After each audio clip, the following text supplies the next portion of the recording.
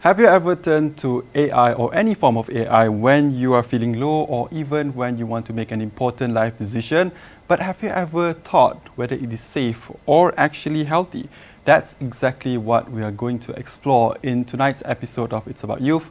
I'm Amrul Aiman, and joining me tonight to discuss or unpack this topic are Ashrita Munyandi, Research Assistant at UKM, at PICAS UKM, and also Joan Chan, Publicity Director of Befrienders KL. Thank you so much for joining me. This is such a very popular topic among youth today. And let's start by understanding the landscape. And Ash, I would like to begin with you first. When you look at how today's youth are turning to AI for mental health support, what surprises you the most, or what are the trends are we looking at now? Yeah. So for that question, I understand to access AI, for example, AI tools like ChatGPT or Gemini and etc., rather than focusing on accessibility and availability of it, what surprises me the most is that how they are, once they have used ChatGPT to get an advice or even a feedback of what their situation's all about, and they get a response that is much more comforting or much more gentle. It's that validation without consequences that gives them the warmth. It makes the teens or youth today to keep on going back to ChatGPT rather than going to human connection, or rather than finding professional help. This, the way they have turned to ChatGPT and other AI tools have reduced their help-seeking habit in themselves because of how they are able to explain their situation or articulate their emotions freely, that they don't have to deal with any, any other lectures, or they don't have to socially filter it to be accepted. They can say it in a very raw manner, and ChatGPT still would validate them in their perspective, which in return has, made this youth to not seek help from other people around their circle because they feel like they have gotten enough advice, enough tools from these AI tools actually. And I've read the research saying that there are more youth turning to AI nowadays because, AI is here to stay. And Ash, just to quick follow up on that, do you think this trend says more about how fast the technology has grown, or does it reveal something about the gaps in mental health support system that we have today? Yeah. Okay. First you said about how fast, and then the gap, right? Is it the gap? Yeah. Yeah. So I feel like before we turn to professional help, our circle, which in psychology we have this three system: this micro system, meso system, and macro system. Meso and macro is more of the policies, the communities, but the micro system, our friends, our family, why are we not turning to them first and turning to AI tools for advisors? I believe it's the emotional gap that has brought us to where youth these days are turning to AI tools first. It's not about how fast. Our friends and family are there as well. We can always reach out to them. But it's the emotional gap where they address it with whether they're addressing with control or curiosity. Control as in once they've heard the situation, they react in a way that might trigger the person who has shared, like they might ask follow-up questions that might make them feel uncomfortable, or it will straight jump into some problem-solving approach rather than hearing them out, asking what is it really that they're feeling. It's not with curiosity all the time, it's with control. And sometimes when sharing to parents, it will trigger their parent panic. So I believe it's the emotional gap that has brought our youth to turning to AI tools first to test the ground before articulating that very expression and emotions to someone else. That's an interesting insight there, Ash. Now let's bring in the human support perspective. Joan, from your experience at Befrienders, talk to us a little bit more about how are young people using AI or perhaps mental health apps when they're struggling emotionally. And if you're comfortable sharing, have you ever used AI for mental health support or anything? Yeah. Thank you for your question.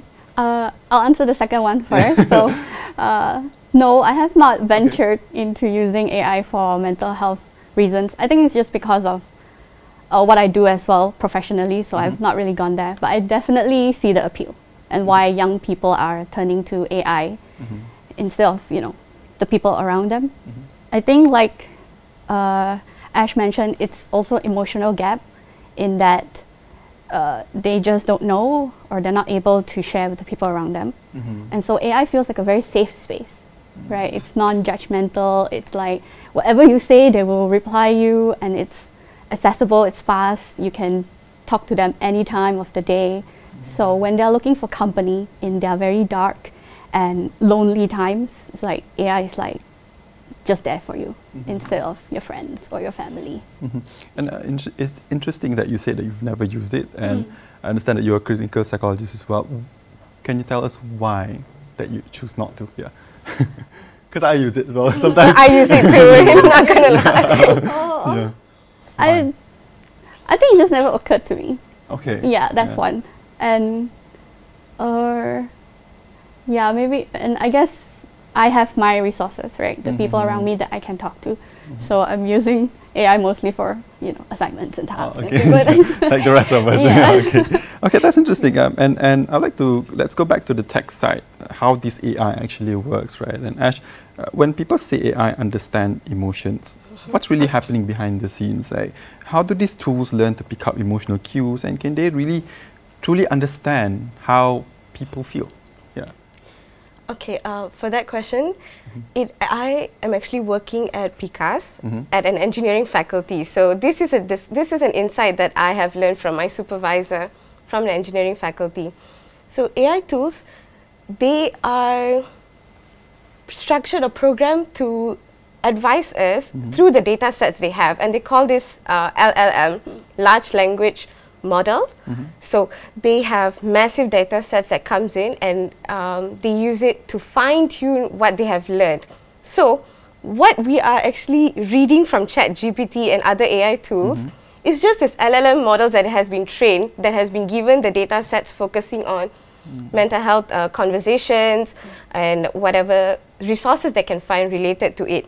And for this AI tools to function in such a manner, it's just picking up on our words, on our tone, that we even have the written thing, the written issue, that's where it finds the tone, what kind of punctuation we use. It's learning from what we are giving in a written manner, but not in a, not how usually we see an eye to eye, between person to person.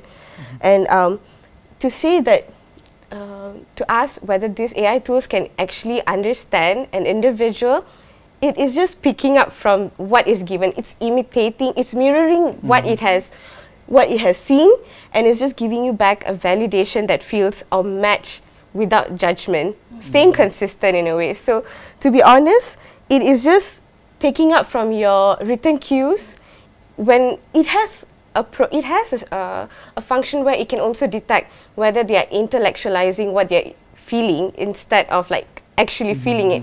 The way they put it in a third party, say, rather than saying I feel this way, I feel that way, but they're picking up in a third party view. So that is all triggers and symptoms that it is picking up through its model in a way that is learning, but it's not exactly understanding to accommodate to a person. In my opinion. It's very interesting. Basically, they just perform based on the data sets that they have and what they've learned. I know that AI also have like sort of like share your experiences, that you can share your data with AI, so they compiled it as a data set and become your personal therapist. And Joan, do you?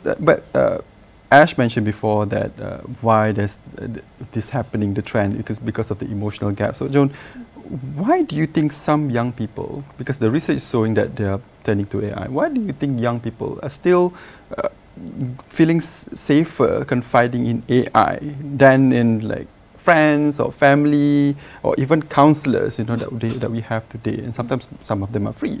But what's driving this shift, even though that maybe they know that this is just AI is just performing based on the data sets that they have learned? Yeah, why do you think? I unfortunately have very real experience as a befriender. So we get, whether it's calls or emails from the younger, population, and a lot of them would share that they have reached out to their family, to their parents, to their teachers, counselors at school, and they are dismissed. Their concerns, their struggles, the pain that they are going through, you know, the adults will say, what do you know about stress? You're just a kid, you know. So they're dismissed, they're invalidated.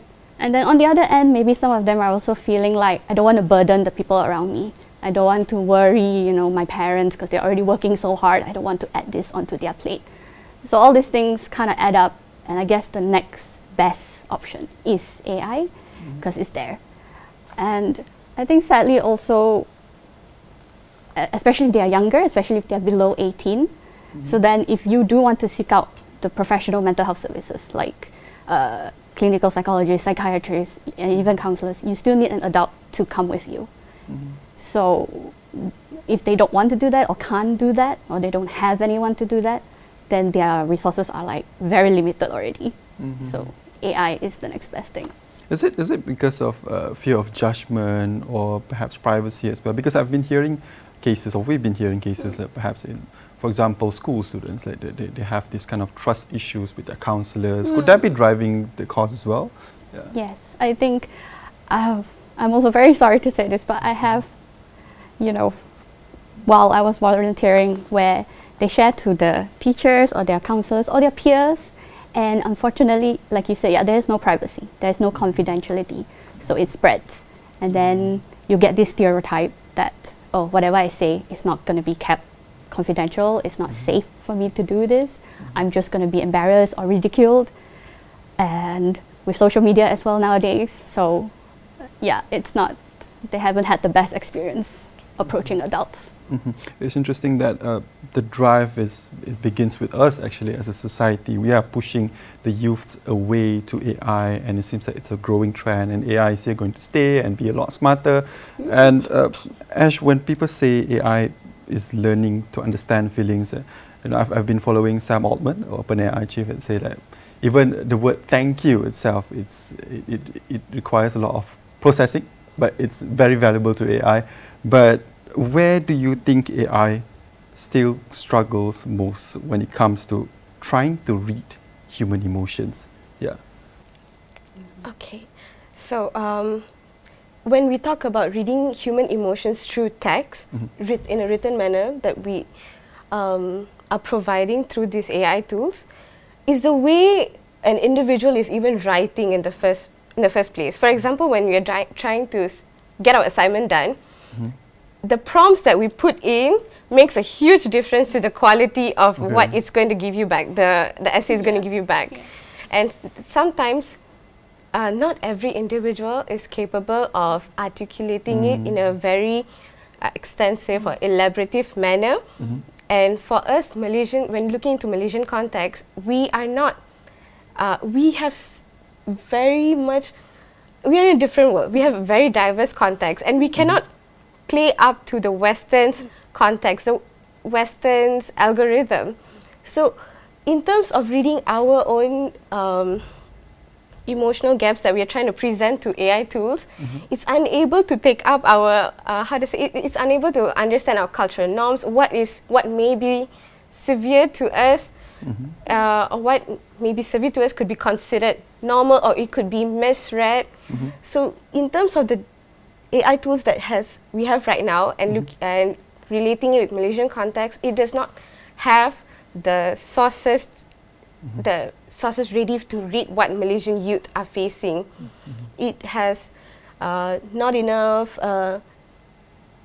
data sets, I would say, to represent what Malaysian youth is facing, like maybe from different backgrounds. We are, for example, teens who feel burden to share what they're feeling, and AI suggests you to have an open discussion, which might trigger much more panic because you're unable to achieve what has been suggested, and that will create more stress than relief, to be honest. So AI too has a gap where it's only following Western algorithm, and it's not ready, or it's not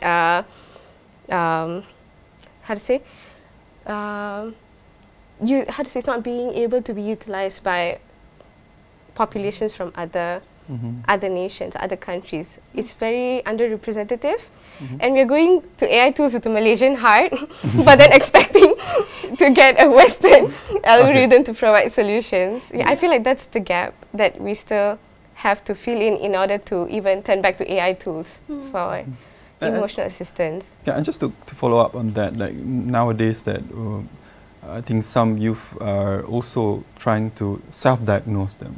Could AI be a good place for us to diagnose ourselves in terms of like whether I have these kind of problems or not? Because we've seen statistic came out from ChatGPT or Gemini that they are smart. You know, they can pass medical schools and all that. Could AI actually spot early signs of mental health struggles before they become really serious? Yeah.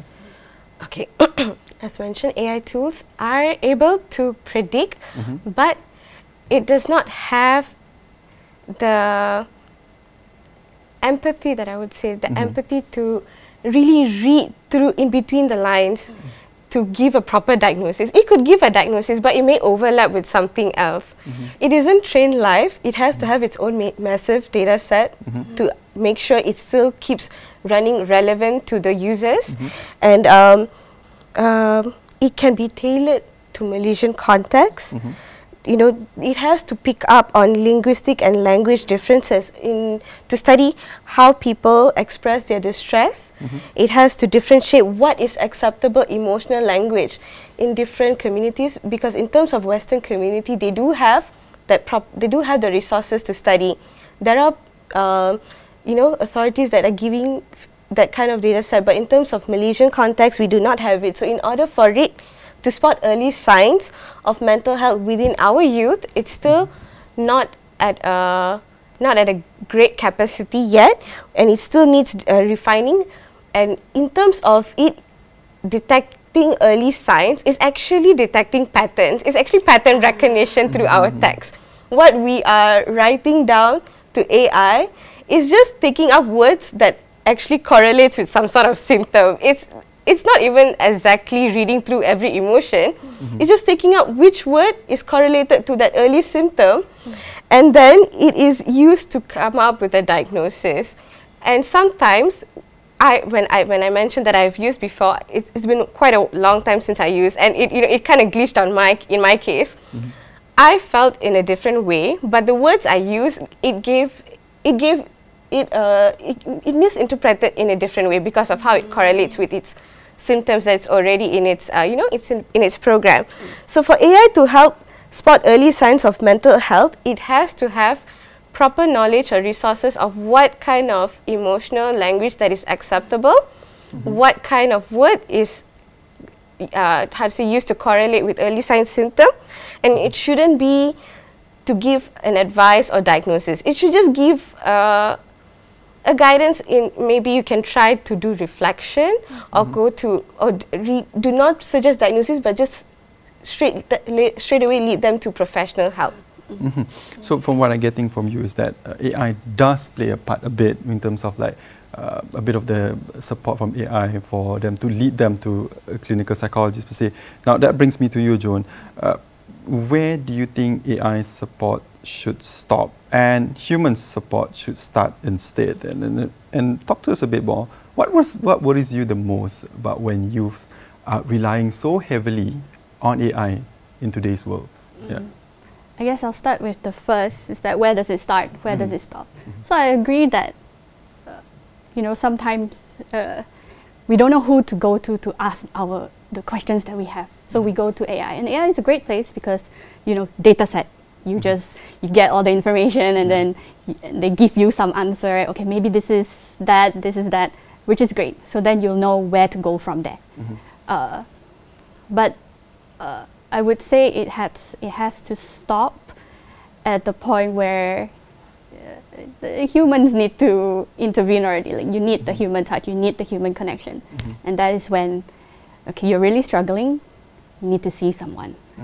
Continuing on AI is not going to help because they might not pick up already on what you are struggling with.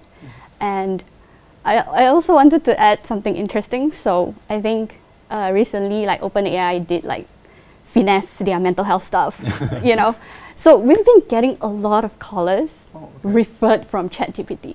It is like, ooh, interesting. So they are putting in the work, right, to show that they recognize their limitations, and the moment they detect that this person is struggling and they need assistance, they redirect them to whatever NGOs or resources wherever they are. So we've been getting a lot, like our emails, our callers, like, yeah, we were referred from ChatGPT. It's like, okay, that's good to know, at least, you know. So I think that's great in that. So, but we can see their first point of contact is still AI. They still want to go to AI first and then talk through whatever, and then they're like, okay, referred to human people. So that's great if that's what's happening. When AI becomes the only voice they seek, the only company they seek, right? So then they're over relying on it. They believe that everything AI says is the truth, so they're not able to distinguish, you know, the information that they're receiving. Because like you said also, if you want to look into Malaysian context, they're missing out on the cultural, the religion, all these nuances that they're not going to be able to pick up. So that's where, if it is the only voice you believe, and the only voice you listen to, that's going to be dangerous. Yeah, and then again, like being able to discern the information that you're receiving and whether the advice that they're giving you is appropriate. Yeah, all these things. And I would like to go back when you say that you've been getting a lot of referrals from ChatGPT. Is that a good thing or is that a bad thing? Because it could be, you know, maybe wrong diagnosed, or and also I have this question: do clinical psychologists or psychologists or people at befrienders see AI as a threat or as a friend in terms of helping, in terms of these mental health cases and all that? Yeah. In the case where they, you know, pick up on that, okay, this person who is chatting, the user who's chatting with the AI is showing signs of distress, and then they are like, okay, I'm going to redirect you to befrienders or any other help lines, right? So that's good. So we don't necessarily see it as like a bad thing, but then it also means that we've been getting an increase in callers because they're all like redirected to us. So that's the difficult part. But yeah, I think overall AI can be used for good. Okay, that's interesting. At least it's refreshing. You know, we don't think that it's a threat all the time, so it can be used to enhance or to enable more people to speak up. Yes. And now let's go deeper into the core of this whole mental health issues, which is empathy. Ash, talk to us a little bit more about how important is human empathy in mental health support, and do you think AI can ever realistically get close to replicating that human empathy in the future? Yeah. All right. Human empathy, I wouldn't say it's just a personality trait alone, but it's a biological process. In order for you to feel and also understand a person's emotions from them storytelling or expressing how they feel. Let me just say, when mentioning human empathy, right, it works in a way when someone is telling you a story, you're able to see their body language, whether are they hesitating or do you see them not making eye contact. Those kind of gentle or subtle gestures are what human empathy is able to pick up. It is able to help you to gently confront that individual to, how to say, tell the story or unfold that story layer by layer further until you get to the core of the issue. So human empathy is very important for a person to connect and also have a proper understanding of what the person is going through without them mentioning at times. Verbally expressing what they feel sometimes will not lead to what